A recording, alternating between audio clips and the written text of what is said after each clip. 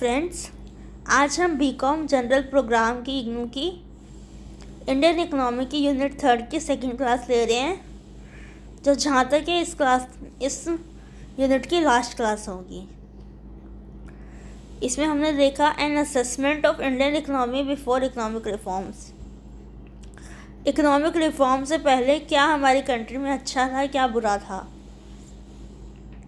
जो हमने first plan था वो एग्रीकल्चर के ऊपर डिपेंड था। इरिगेशन फैसिलिटी के लिए करा, इंडस्ट्री सेटअप करी, धीरे धीरे हमने बहुत सारी इंडस्ट्री लगाई, पब्लिक सेक्टर प्राइवेट सेक्टर में इंडस्ट्रीज़ लगी, आयरन और स्टील के प्लांट्स लगे, कंज्यूमर गुड्स की ड्यूरेबिलिटी बढ़ी, प्रोडक्शन बढ़ी, कंजम्पशन बढ़ी, इंडस्ट्रियल प्रोडक्शन बढ़ा।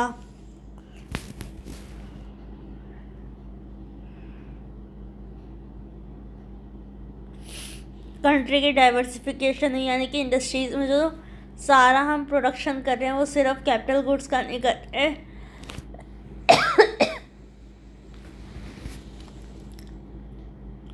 छोटे छोटे कंज्यूमर गुड्स का भी कर रहे हैं।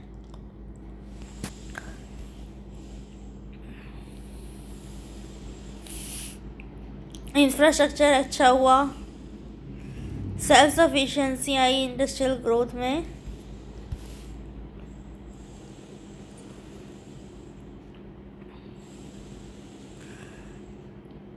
पॉवर्टी को कम करने के लिए और सारे देश को जोड़ने के लिए, हर बिना किसी caste, region, race, gender, disability के आधार पर किसी को भी भेदभाव ना हो, डिस्क्रिमिनेशन ना हो, उससे मुक्ति पाने के लिए हमने कोशिशें करी, प्रोग्राम्स चलाए और थोड़ी सी पॉवर्टी कम आ गई। मतलब निर्धनता जो कहते हैं ना, गरीबी, वो कम हुई। लेकिन हमारे पास कुछ प्रॉब्लम्स खड़ी हुई इकोनॉमिक रिफॉर्म्स, जिसकी वजह से हमें करने पड़े। क्या क्या वो प्रॉब्लम्स थी? जो हमारी एम्प्लॉयमेंट का रेट था, हम एम्प्लॉयमेंट जनरेट तो कर रहे थे, लेकिन वो लेबर फोर्स फिर भी कम थी, और अनएम्प्लॉयमेंट, डिस्गाइज्ड अनएम्प्लॉयमेंट और अंडर एम्प्लॉयमेंट की कंडीशन तब भी बनी हुई थी। साथ ही साथ पॉपुलेशन ज़्यादा थी, तो उनको एम्प्लॉयमेंट प्रोवाइड कर पाना मुश्किल था, फूड ग्रेन्स प्रोवाइड कर पाना मुश्किल था। जो एग्रीकल्चर प्रोडक्शन था वो कुछ ही लोगों के हाथ में था। बड़े बड़े ज़मींदार थे, वो खेती करा रहे थे छोटे छोटे किसानों से, और किसानों को बहुत कम मिलता था, और उन ज़मींदारों के पास ज़्यादा पैसे, ज़्यादा अनाज, ज़्यादा खेती होती थी। पब्लिक सेक्टर की परफॉर्मेंस इतनी अच्छी नहीं थी, क्योंकि हमने देखा ना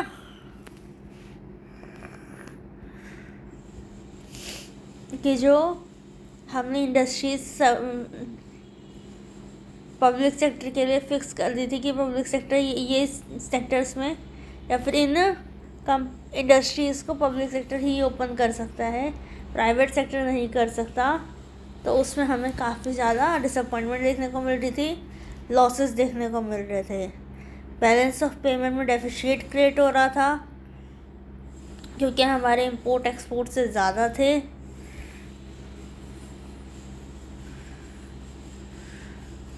15 डे इंपोर्ट के लिए भी पैसे नहीं थे हमारे पास। एक सिचुएशन ऐसी आ गई थी।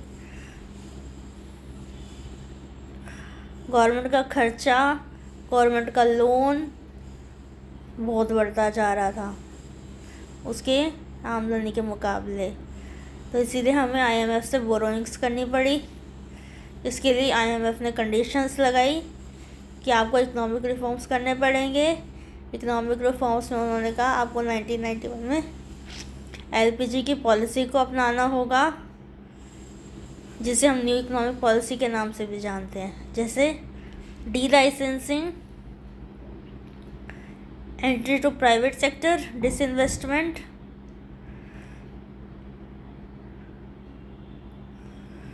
डी लाइसेंसिंग में क्या था कि कुछ इंडस्ट्रीज़ छोड़ दो जिसमें लाइसेंस कराने की ज़रूरत ना पड़े आपको, प्राइवेट सेक्टर भी बिना लाइसेंस के उन सेक्टर्स में अपनी इंडस्ट्रीज़ खोल सके।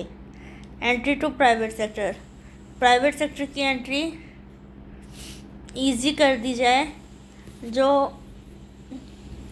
पेपर वर्क या डॉक्यूमेंटेशन का वर्क है वो कम हो जाए। डिसइन्वेस्टमेंट, कुछ पब्लिक सेक्टर की इंडस्ट्रीज़ को पूरी तरह से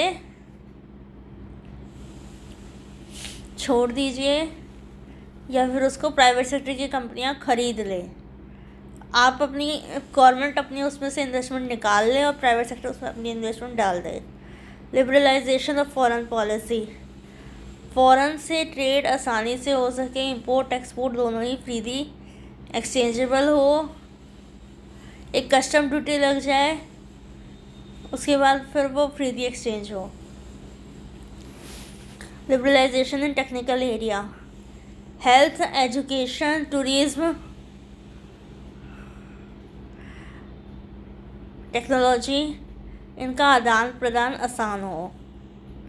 setting up of foreign investment promotion board, foreign का इन्वेस्टमेंट करने के लिए, ताकि फ़ॉरेन ट्रैवलर्स या फिर फ़ॉरेन इन्वेस्टर्स हमारी कंट्री में आके इन्वेस्ट करें, इसके लिए हमें FIPB foreign investment promotion board का एक गठन किया गया।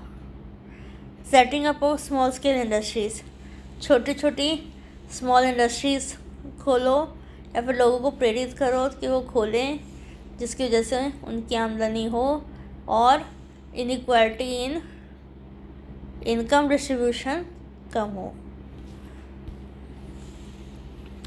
जैसे आप इस चार्ट में देख सकते हैं इकोनॉमिक रिफॉर्म्स क्या क्या ज़रूरत थी, यह तो इसका मीनिंग क्या है। Set of policies, rules and regulations to achieve economic growth, वो रूल्स, पॉलिसीज़, रेगुलेशंस जो इकोनॉमिक ग्रोथ को अचीव करने के लिए ज़रूरत होती है, पाने के लिए ज़रूरत होती है, क्या क्या है और ज़रूरत क्या थी। पब्लिक सेक्टर अच्छा परफॉर्म नहीं कर रहा था, एम्प्लॉयमेंट की प्रॉब्लम थी, बैलेंस ऑफ पेमेंट का लॉसेस थे, फॉरेन एक्सचेंज रिजर्व कम था, गवर्नमेंट लोन में थी, इन्फ्लेशन की प्रेशर था और वर्ल्ड बैंक और IMF की टर्म्स एंड कंडीशंस थी। अब NEP की पॉलिसी में क्या क्या था, स्टेबलाइजेशन मेजर्स और structural reform measures. Stabilisation measures में क्या क्या था, correcting adverse balance of payment, tackling with inflation. Structural reform measures, improve efficiency, remove trade restrictions. Next हम आते हैं 8th 5-year प्लान पे। The 8th plan approach paper has projected a 5.6% GDP. It assumes a domestic saving rate of 21.6% of GDP and a foreign exchange inflow of 49,000 crore, 1.4% of GDP. Export growth rate has been estimated at 13.6% per year. The incremental capital output ratio has been assessed as assumed as 4.1. Significant achievements were also made in the reform in the economic system. The new financial system with tax decentralization at its core. Decentralization हुआ financial system में, tax system value added tax को हमने चालू किया, setup किया, कब 1992 से 1997 के बीच में। Policy, finance and commercial finance were gradually separated. A macro regulating system emerged and the market started to play a major role in resource allocation. Also mapped out were the beginnings of a dominant public sector. The growth rate in 8th 5-year plan was 6.6%. This was higher than projected growth rate of 5.6%. There was a substantial growth in agriculture, industry and services. The agricultural sector grew at the rate of 4.69%. Manufacturing at the rate of 7.58. And services 7.45%। हमारी GDP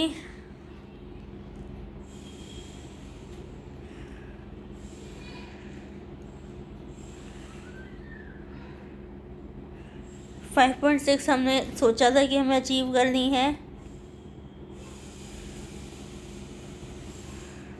domestic saving 21.6% of GDP. Foreign reserve inflow 49,000 crore. Export GDP 13.6। Incremental capital output ratio 4.1 approach थी। इसके अलावा हमने manufacturing, services, agriculture sector में growth की। Tax, value added tax, इसको implement करना शुरू किया। पब्लिक सेक्टर का रोल थोड़ा कम हुआ। 9th 5-year plan. The rate of growth of GDP during the 9th plan dropped to 5.3% from 6.6। अब 9th 5-year plan के दौरान जो जीडीपी थी वो कम हो गई। Rate of growth decline particularly in agriculture. जो रेट ऑफ ग्रोथ थी वो कम हो गई एग्रीकल्चर में, मैन्युफैक्चरिंग में, जबकि सर्विसेज में बढ़ी थी।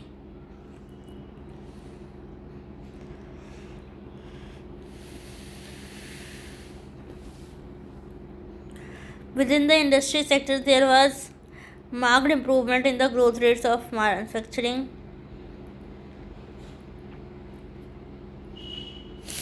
मैन्युफैक्चरिंग में कि माइनिंग एंड क्वायरिंग सेक्टर में ग्रोथ हुई थी।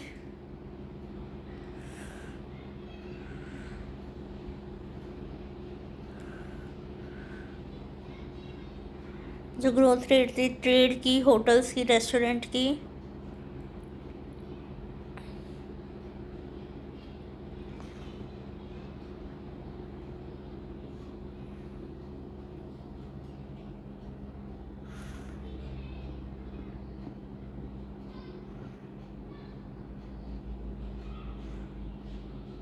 वो कम हुई। सर्विस सेक्टर में हमारे इम्प्रूवमेंट हुई, ग्रोथ हुई। कम्युनिकेशन सेक्टर में, बैंकिंग सेक्टर में, ट्रांसपोर्ट सेक्टर में, ट्रेड, होटल, रेस्टोरेंट में थोड़ी कंसिडरेबली कम ग्रोथ हुई। Financial, real estate, business services के सेक्टर में पुअर ग्रोथ हुई।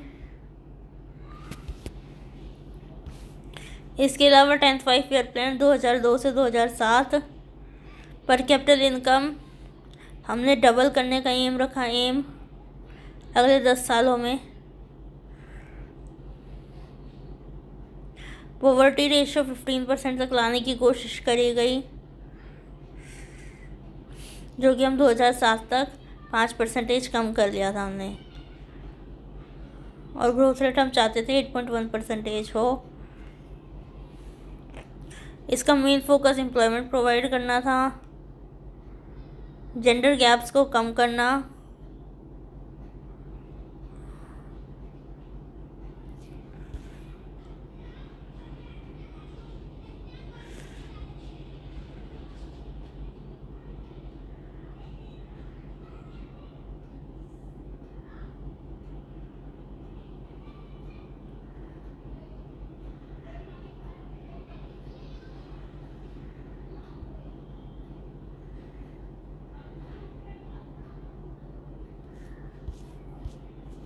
इलेवेंथ 5-year प्लान हम जीडीपी 8% से 10% तक बढ़ाना चाहते थे। और अगले 12th प्लान में और 10% बढ़ाना चाहते थे जीडीपी को, और ऐसे ही पर कैपिटल इनकम को डबल करना चाहते थे।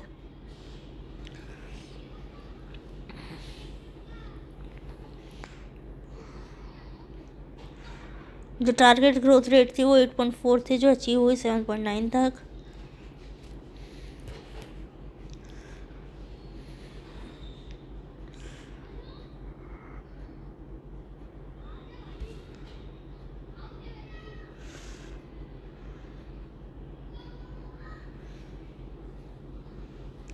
इस टाइम पे फाइनेंशियल क्राइसिस फैल गई थी सारी इकनॉमी में, तो जीडीपी की ग्रोथ 6% ही हुई। रिसेशन की कंडीशन हुई जब सारे देशों को अपने अपने देशों में बंद होकर लोगों के ऊपर प्रॉब्लम्स आ जाती हैं।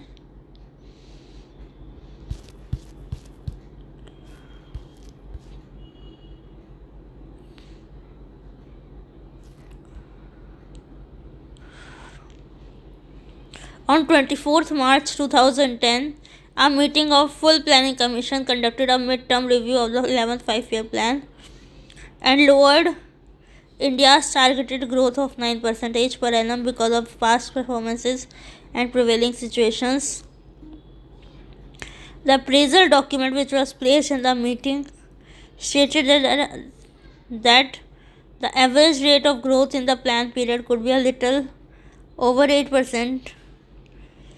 The economy would be well positioned for the transition to a growth rate higher than 9% in the 12th plan period. अब हमने 11th प्लान पीरियड में हमने घोषणा कर दी थी कि हमने इस बारी 8% से थोड़ी सी ज़्यादा ग्रोथ की है और हम 12th प्लान में 9% तक की ग्रोथ एज्यूम कर सकते हैं।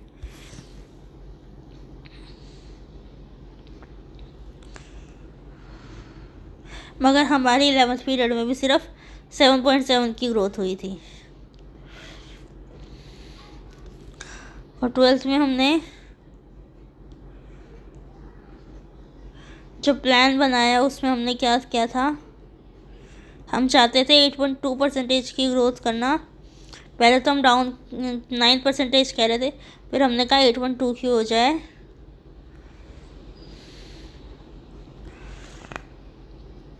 $5.5 पहले क्वार्टर में और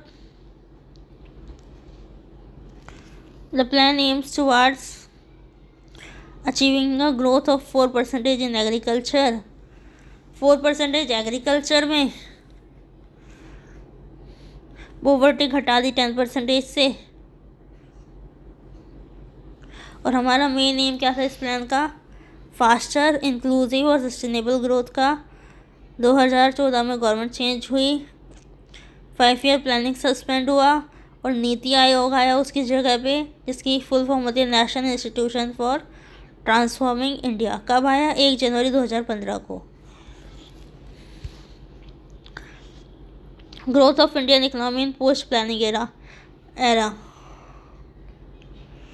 the growth rate was 6.6% in 2014. In the last year of terminated 12th five-year plan, this was lower than targeted economic growth of 8.2%.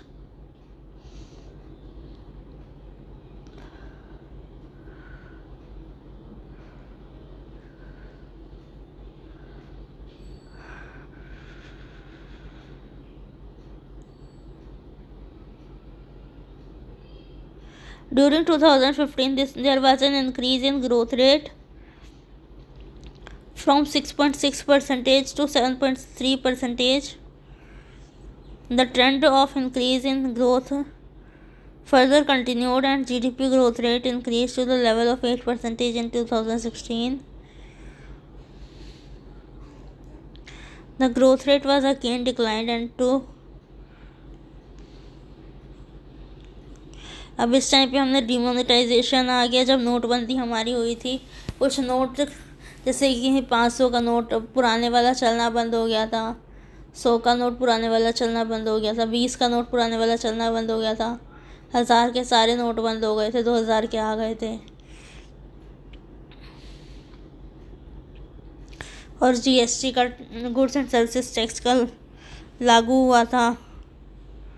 उसके अलावा आपके कोविड आ गया, लॉकडाउन रहा जिसमें पूरी कंट्री की क़यामत ला दी थी।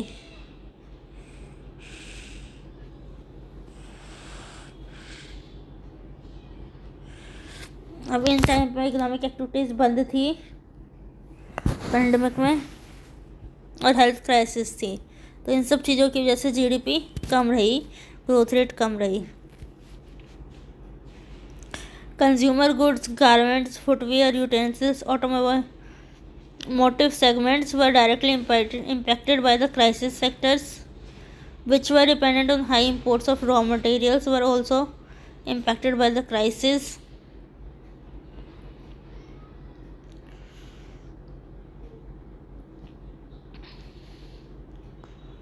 लॉकडाउन हुआ उससे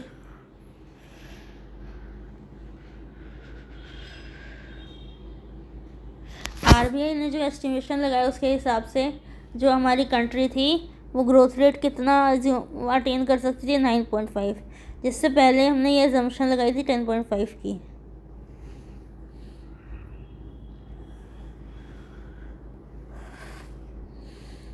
क्राइसिल डोमेस्टिक क्रेडिट रेटिंग्स जो सबको banks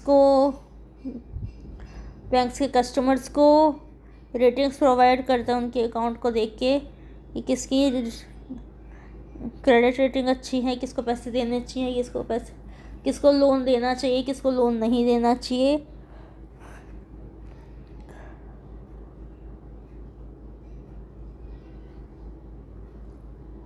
India's real GDP growth projection for 21-22 downwards to 9.55% from 11%.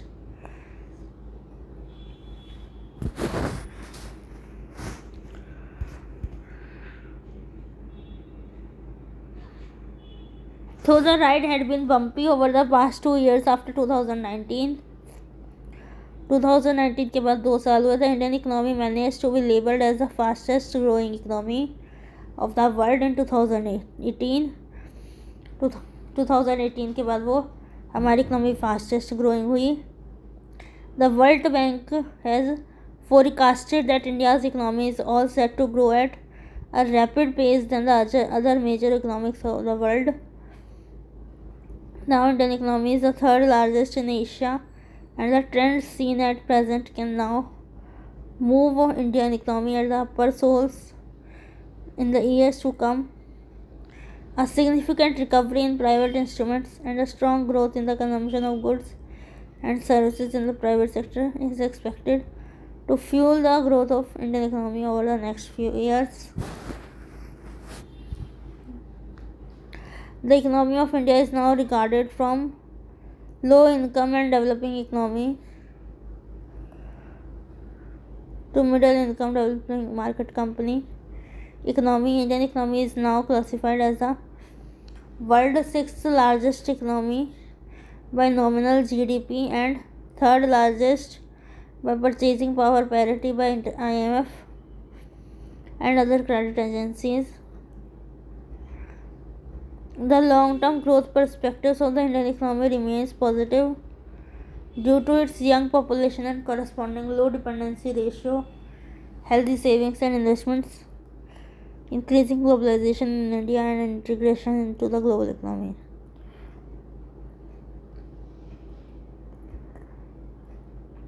हमारी कंट्री में लो डिपेंडेंस रेशियो है, हेल्थी सेविंग्स का एटमॉस्फेयर है, इन्वेस्टमेंट रेट अच्छी है, ग्लोबलाइजेशन के लिए हम अच्छे से जागरूक हैं, इसीलिए हमारी कंट्री की जो कंडीशन है ग्रोथ की वो पॉजिटिव है. चलो ये चैप्टर भी ख़त्म हुआ. Bye, see you next time.